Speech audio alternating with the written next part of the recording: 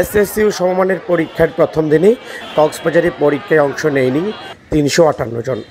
এর মধ্যে এসএসসিতে ১৯০, দাখিলে ১৪৮ এবং ভোকেশনালে ২০ জন পরীক্ষার্থী। বৃহস্পতিবার সকালে বাংলা প্রথম পরীক্ষায় অংশ নেয় জেলার ২৮,৭২১ জন পরীক্ষার্থী।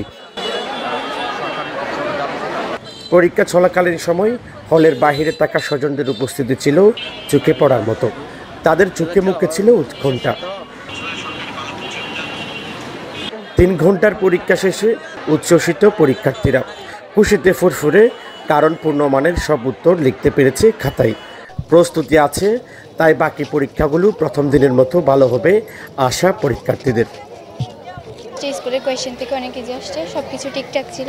পরীক্ষকের গার্ডটাও ভালো ছিল। আপনার ওই এমসিকিউটা একটু ডাফট আসে নাই, কিন্তু হয়েছে মোটামুটি, আলহামদুলিল্লাহ ভালো হয়েছে। আলহামদুলিল্লাহ পরিবেশ না সমস্যা নেই, ঠিক আছে। আশা করছি ভালো হবে, প্রস্তুতির উপর নির্ভর করে আর কি। হলের পরিবেশ ভালো, যথেষ্ট ভালো।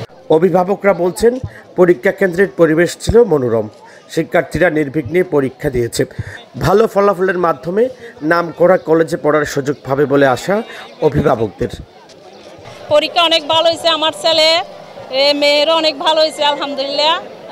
ইনশাল্লাহ একটু ভালো রেজাল্ট আশা করতেছি, যেন ঢাকায় নটরডেমে ট্রাই করতে পারি। প্রিপারেশন মোটামুটি ভালো ছিল। না, পরিবেশ খুবই ভালো লাগছে, সকাল থেকে তো ছিলাম, ভালোই হয়েছে। এদিকে পরীক্ষা কেন্দ্র ঘুরে দেখেছেন জেলা প্রশাসক সহ কয়েকজন নির্বাহী ম্যাজিস্ট্রেট। জেলা প্রশাসক বললেন, শিক্ষার্থীদের পরীক্ষা গ্রহণের সার্বিক প্রস্তুতি নেওয়া হয়েছে। নিরাপত্তা জোরদার আছে আশেপাশের এলাকায়। সামগ্রিকভাবে সকল সিদ্ধান্তগুলো আমরা বাস্তবায়ন করেছি। আজকে খুবই আলহামদুলিল্লাহ যে সকল পরীক্ষার্থীগণ যথাযথভাবে পরীক্ষা শুরু করতে পেরেছেন।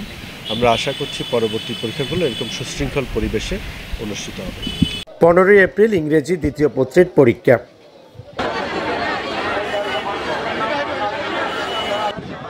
তারেক হায়দার, প্রবাল নিউজ, কক্সবাজার।